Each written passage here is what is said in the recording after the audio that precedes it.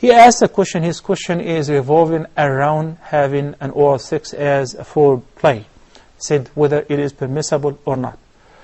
You know, when we handle things like that, of course, we should not conceal these questions nor their answers, because this is something that people now are open to the entire world, and they want to know whether it's haram or halal. So when we present the answer, we're presenting the answer from the Quran and the Sunnah.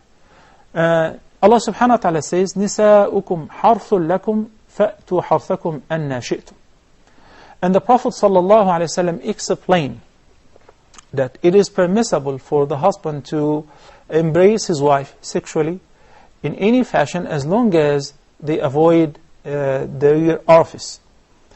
Then anything other than that, it is permissible. But when it comes to the proper etiquette, and when one thinks about it, this is the tongue which I recite the Quran with, or this is a place which is full of either normal flora, which may become, which may cause a disease, which may cause an infection, etc. So it is better from a medical point of view to avoid it.